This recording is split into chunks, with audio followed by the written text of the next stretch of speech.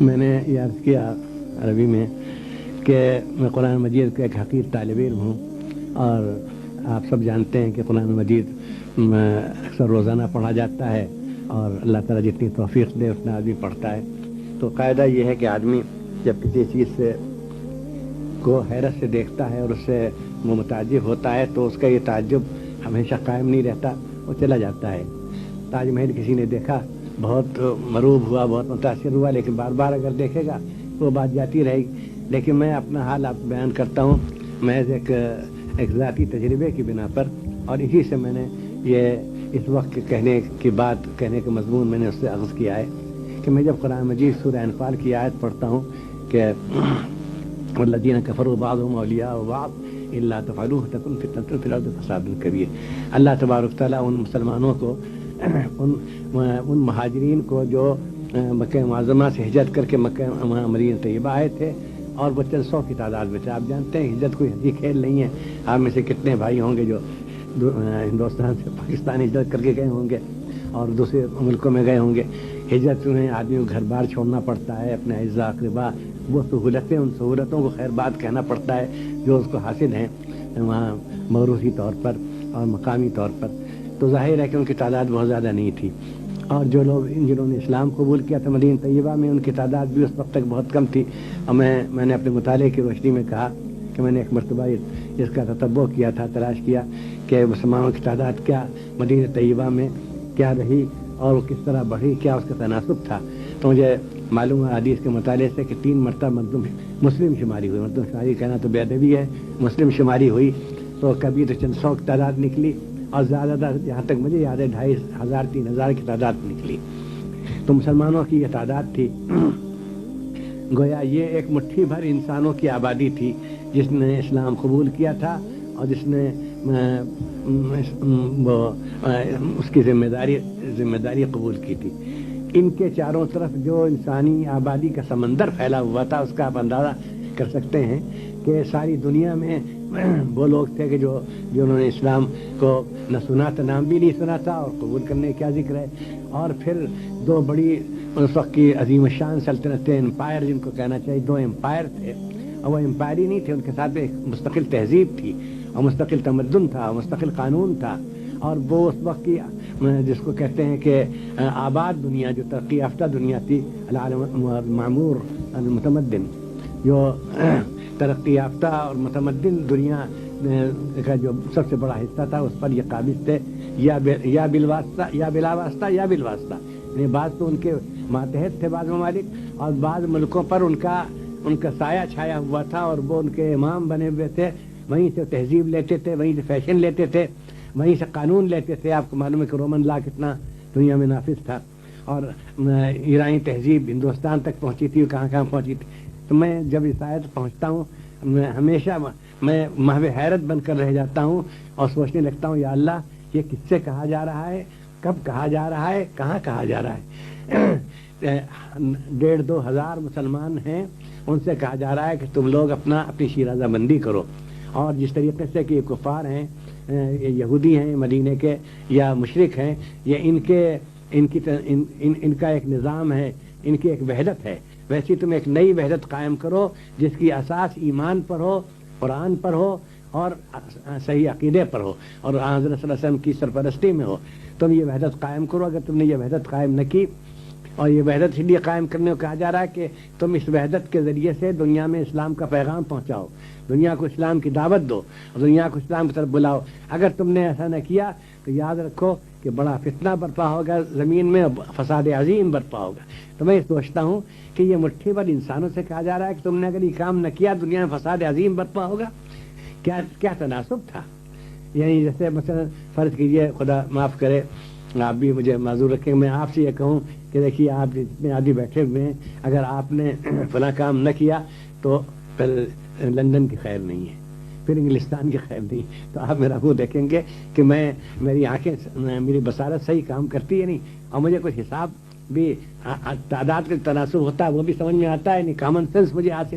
اس چھوٹے سے مجموعے سے میں کہہ رہا ہوں، اگر آپ اسلام کی تبلیغ کے لیے کھڑے نہ ہوئے، اگر آپ نے فلاں چیز کا عزم نہیں کیا تو انگلستان میں فساد عظیم برپا ہوگا، برطانیہ تباہ ہو جائے گا، برطانیہ خطرے میں پڑ جائے گا تو آپ سب میرا منہ دیکھیں گے کہ کس سے کہا جا رہا ہے. تو میں نے اس موقع پر کہا کہ دیکھیے ہماری فارسی میں ایک محاورہ ہے اور ہم اس کو عربی میں بھی ادا کر دیا کرتے ہیں کہ بقامت کہتر بقیمت بہتر. قد و قامت کے لحاظ سے کہتر چھوٹا لیکن قیمت کے لحاظ سے کہیں بہتر. تو ہم نے کہا کہ کثیر فی القامہ و کبیر فی القیمہ. تو یہ اس جماعت سے کہا جا رہا ہے جو بقامت کہتر تھی اور بقیمت بہتر تھی. تو اصل چیز جو ہے جو فیصلہ کن چیز ہے وہ قیمت ہے، قامت نہیں ہے. چنانچہ اسی کہتر قامت نے اور بہتر قیمت نے ثابت کر دیا کہ یہ ایرانی سلطنت کا چراغ گل ہو گیا.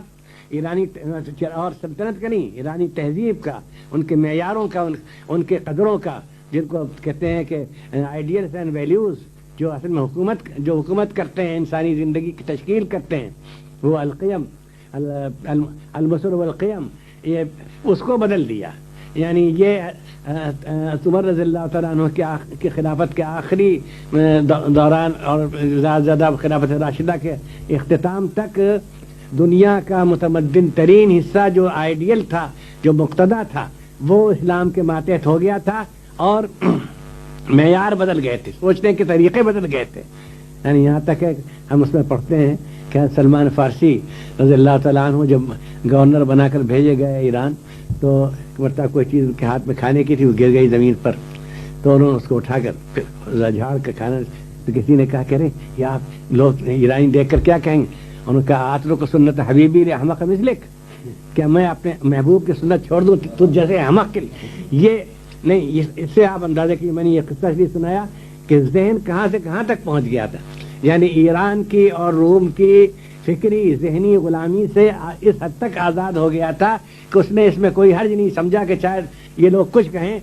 میں نے جب حضور صلی اللہ علیہ وسلم کو دیکھا ہے اور آپ کا طرز عمل دیکھا ہے اور آپ کے وہ تعلیمات مجھے معلوم ہے کہ اللہ کی نعمت کی قدر کرنی چاہیے، اس سے کوئی چیز ناپاک نہیں ہو جاتی، تو مجھے کوئی پرواہ نہیں. یہ سوچنے کا طرز بدل گیا. دنیا میں مثال نہیں ملتی کہ اتنی تھوڑی مدت میں سوچنے کا طرز، طریقے فکر بدل گیا ہو، معیار بدل گئے ہوں، پیمانے بدل گئے ہوں. دیکھیے چیزیں بہت بدلتی رہتی ہیں اور روز آپ برطانیہ میں دیکھتے ہوں گے تو اور بھی زیادہ ترقی پذیر اور ترقی یافتہ ملک ہے. تو چیزیں بدلتی رہتی ہیں لیکن پیمانے بہت دیر میں بدلتے ہیں. یعنی عزت کا پیمانہ کیا ہے، ذلت کا پیمانہ کیا ہے، علم کا پیمانہ کیا ہے، جہالت کا پیمانہ کیا ہے، یہ اس میں صدیاں بعض اوقات لگ جاتی ہیں. اگر آپ تہذیب انسانی کی تاریخ پڑھیں تو آپ کو معلوم ہوگا کہ بعض پیمانے صدیوں تک حکومت کرتے رہے. اس میں یہ عزت کی بات ہے، یہ ذلت کی بات ہے. لیکن اتنی جلدی پیمانے بدل گئے کہ ایران کا گورنر وہ چیز اٹھا کر کھاتا، پرواہ نہیں کرتا اس کی. اور اس کے علاوہ بیسیوں واقعات ہیں. سوچنے کا طریقہ بدل گیا، سوچنے کا طریقہ، سوچنا کرنا. اگر یہاں سے انقلاب شروع ہوا برطانیہ سے، اگر یہاں انگلستان سے شروع ہوا یا امریکہ سے شروع ہوا تو وہ انقلاب وسعت میں بھی بہت بڑا ہوگا اور گہرائی میں طاقت میں بہت بڑا ہوگا. اور ہم اگر فرض کیجیے لکھنؤ میں، دہلی میں یا پاکستان میں راولپنڈی میں، اسلام آباد میں، کراچی میں اگر آپ کوئی بڑا کام کر لیں، اس کا وہ اثر نہیں پڑے گا متمدن دنیا پر اور علمی دنیا پر، تہذیبی دنیا پر، جو یہاں کے کام کی کامیابی کا اثر پڑے گا. تو میں نے اس کو ذرا عربی میں اس انداز سے یہ بات کہی اور یہ آپ کے سامنے بھی اردو میں اس کو پیش کر دیا کہ اللہ تبارک تعالیٰ توفیق دے کہ اسلام کی طرف یہاں رجحان شروع ہو اور اسلام کا احترام پیدا ہو، اس کی ضرورت کا احساس پیدا ہو. اور آپ پاس اس مرکزوں کے پاس لوگ آئیں کہ ہم کو مسلمان کر دیجئے، ہم کو اس تاریکی کی زندگی سے، نفس پرستی کی زندگی سے اور اس کوتاہ نظری کی زندگی سے آپ ہمیں نکالیے. ہمیں یہ چیز نہ عیسائیت میں مل سکی، نہ یہودیت میں مل سکی، نہ اس تہذیب جدید مل سکی. یہ دولت ہمیں آپ کے یہاں سے مل سکتی ہے اور ہم آپ کے اخلاق دیکھتے ہیں. میں یہ بھی عرض کر دوں کہ اس میں اخلاق کا بڑا اثر ہوتا ہے. میں نے ایک واقعہ آکسفورڈ یونیورسٹی کے ایک مجمع میں، اگرچہ جامع مسجد کا مجمع تھا، ایک وہاں سنائی، آپ کو بھی سنا دوں کہ اس میں ہر مرتبہ مجھے ایک نئی لذت محسوس ہوتی ہے کہ جب حضرت سید احمد شہید رحمۃ تو ایک پٹھان نے ایک ہندوستانی کا، غالباً نوجوان ہوگا، ایک ہندوستانی کا ہاتھ پکڑا. یہ کتابوں میں آتا ہے، ہاتھ پکڑا کہ میاں ایک بات میں تم سے پوچھتا ہوں، پشتو فارسی میں کسی زبان میں کہا ہوگا ایک بات تم سے پوچھتا ہوں, ٹھیک ٹھیک بتانا, کیا کہیے, کیا تم ہندوستانیوں کی نظر کیا سب کی کمزور ہوتی ہے؟ دور کی چیز نہیں دیکھ سکتے ہو؟ ان کا نہیں, خوب دیکھتے ہیں, ہم دیکھ رہے ہیں, دیکھیں آپ کو بتا دیں سامنے کیا چیز ہے. ان کا نہیں, کوئی بات ہے, تمہاری نظر اچھی ہوگی لیکن عام طور پر ہندوستانیوں کی نظر معلوم ہوتا ہے کمزور ہوتی ہے فطری طور پر. ان کا نہیں, آپ ہی کی طرح ہماری نظر بھی, لیکن آپ یہ بتائیے کہ آپ پوچھ کیوں رہے ہیں, اس کی ضرورت کیا پیش آئی؟ یہ بات ہے سننے کی.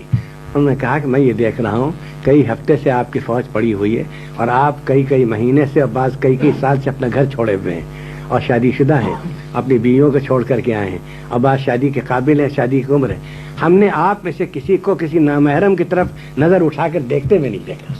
تو ہم نے کہا ایک ہو دو ہو تو ہو سکتا ہے, یہ سب کے سب کیوں نہیں دیکھتے؟ یعنی جوانی بھی ہے اور پھر وہاں حسن بھی, پشاور میں آپ لوگ جانتے ہیں کہ وہاں جسمانی طاقت جسمانی حسن بھی ہے. تو ہم نے آپ میں سے کسی کو نہیں دیکھا کہ اس نے نظر اٹھا کر دیکھا ہو, کم سے کم نظر ہی کے ذریعے سے کچھ اپنی تسکین کر لے. تو ہم نے کہا ایک ہو دو ہو چار ہو, معلوم ہوتا ہے وہاں دور کی نظر ہی کمزور ہوتی ہے. کہ نہیں الحمدللہ ہم سب کی نظر ٹھیک ہے. کہ پھر کیا بات ہے؟ ان کا یہ قرآن کی تعلیم قل للمؤمنین یغضوا من ابصارہم ویحفظوا فروجہم, اہل ایمان سے کہہ دو کہ اپنی نظر نیچی رکھیں اور اپنی شرمگاہوں کی حفاظت کریں, اور یہ ہمارے امام کی تربیت کا نتیجہ ہے. یہ الفرقان جسے کہا گیا, یا الذین آمنوا ان تتقوا اللہ یجعل لکم فرقانا, ہمیں غور کرنا چاہیے. اے ایمان والو, اگر تم تقوی اختیار کرو گے اللہ تمہیں ایک شان امتیازی بخشے گا, ایک ڈسٹنکشن, ایک بالکل ایک الگ کیفیت ہم لیں ان کے میدان عمل میں. وما ذلک علی اللہ بعزیز.